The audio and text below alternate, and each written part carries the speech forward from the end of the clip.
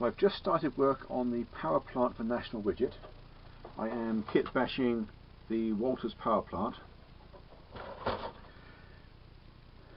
I don't have quite enough space for the entire building. One of the back corners has to be cut off. This is the base here. That comes there. I've also cut off a piece that used to be for a door, which is no longer in the kit. I guess that was the original version. Anyway, the end wall gets trimmed, the other end and the front get used unmodified, and the back wall is totally impossible to see from any angle, so rather than waste a kit part, I'm just going to use plain styrene for that. I've cut the end, or filed the end to an angle that I can miter here. It doesn't have to be exact. Right. Need to test fit everything to make sure it's going to go together properly before I get the glue out. And what I think I'm going to do is cut a big hole in the floor so that I can firmly attach the roof and then still get the windows in afterwards. So before I assemble anything, I'm going to go ahead and do that.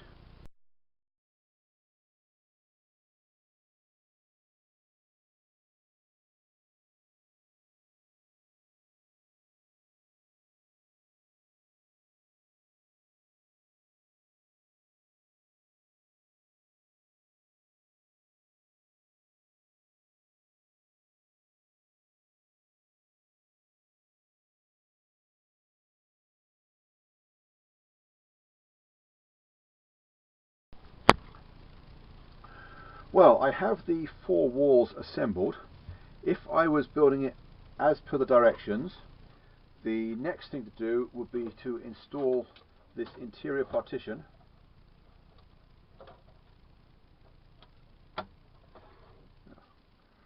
That will actually give the building a lot of rigidity. I'm not going to use this piece though, because I have no intentions of ever putting an interior in it, and this has nicely detailed brickwork which I have other plans for.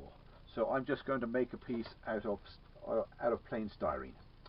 So hold on and I'll be right back. Well, I have installed my interior wall. I cut a great big piece out of it. I don't know if you can see there. I cut a great big piece out of it so I still get my hand in easily to install the windows. I've also got the roof panels out. They have provision for a whole load of vents on top of them, but other than that they are just plain styrene with no texture on them whatsoever. So it's a little bit disappointing. I'm not quite sure what I would like to do with them. Okay, I'm going to hold off on installing them for a while, just in case I decide that I want to replace them with something that has some texture.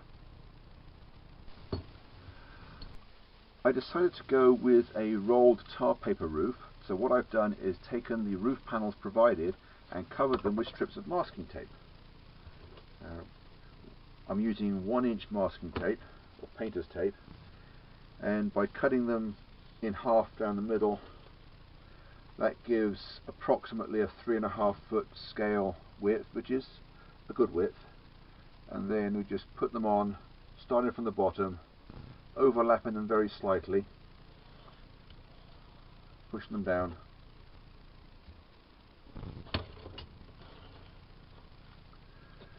Go all the way to the top.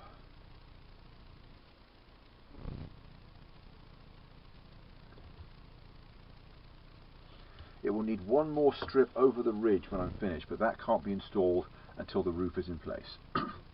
Where I've got these vents here, what I've had to do is cut around them carefully.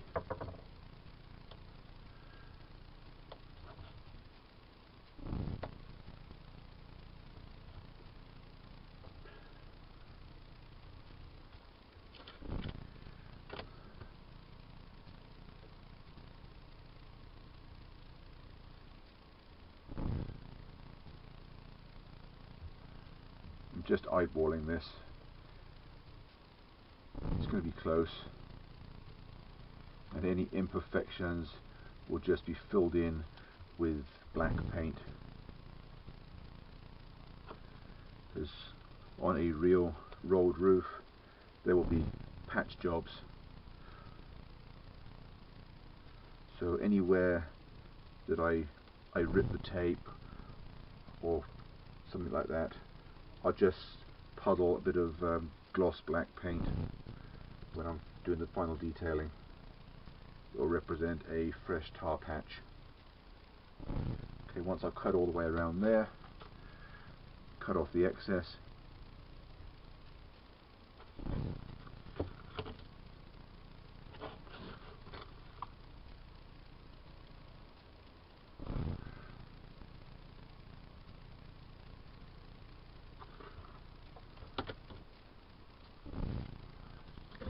And then I need to make sure that all the edges are properly sealed down.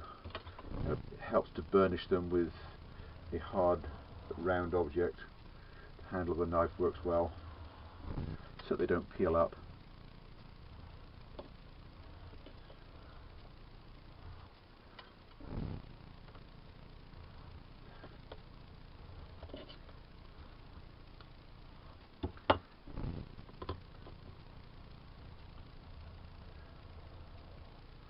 On a roof this long, what I could have done is cut them into random lengths so there'll be some vertical seams, but I'm just going to add those with paint when I'm done.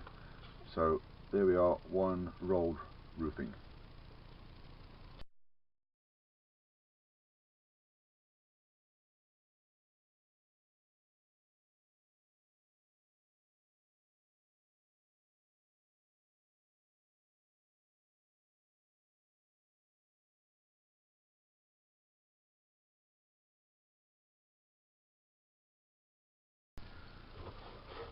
Well, I've got the roof installed. I had to put a stiffener in underneath because the two roof planes didn't quite touch each other. I've also put a raised ridge beam, and I've wrapped the last piece of simulated tar paper over the top and burnished it down. Next thing I'm going to do is work on the parapets. I'm going to cut the extra rear parapet out of this wall here. I need 3 strips to go around there, and then simulate the concrete piece on top. If you look closely, you'll see where the walls came out of the mould. The top has a ridge on it, which is not very nice at all. I've already filed off most of it. I've still got this back corner to do. Just take a large flat file and run across it.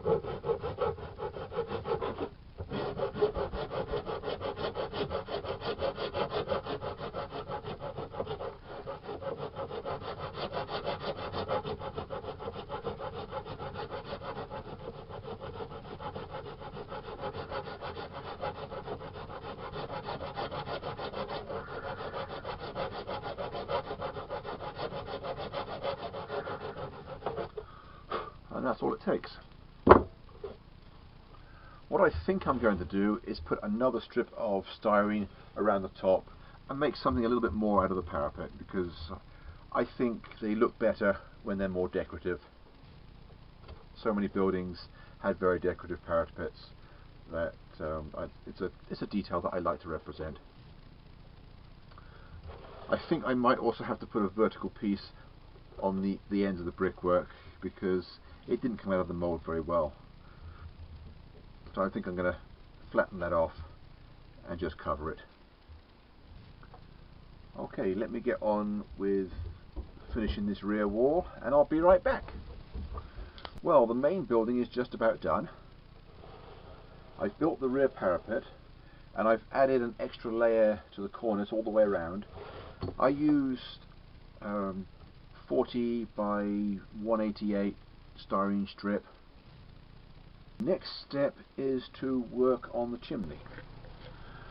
The chimney supplied in the kit is far enough above the roof of the powerhouse. However, since my powerhouse is surrounded by taller buildings, I need to make the chimney taller. So I think I'm going to build a brick annex about that high and set the chimney on top of it. That way it will be slightly above the roofs of the surrounding buildings.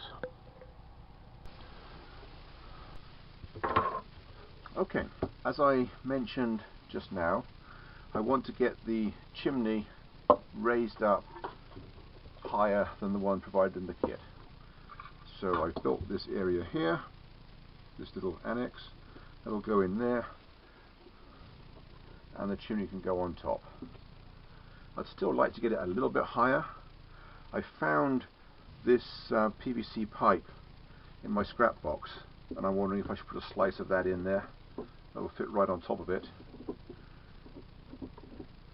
Then I found part of a tape core as well. Although I only get about 3/8 of an inch, I think that looks pretty cool like that. That'll just be painted up as part of a concrete collar. I think I might go with that. Okay, let's go over to the layout and see what that looks like next to the adjacent building. Okay, here it is.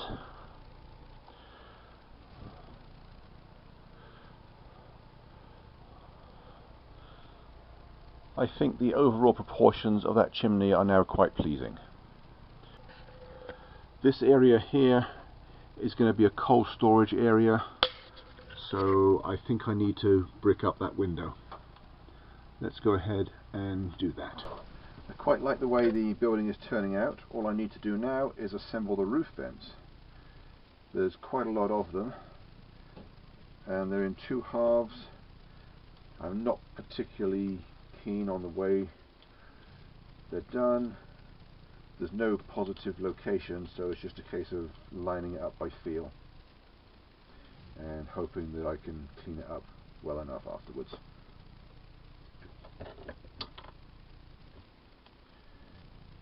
I'm going to apply the solvent from the inside so I don't get fingerprints on it.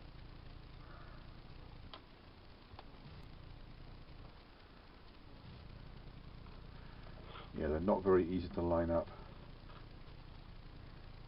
I'm going to need some work with a file, and hopefully they will look okay. It's right at the back of the layout, so I could probably get away with minor imperfections here. When I've assembled them, if I really don't like them, I will replace them with something else.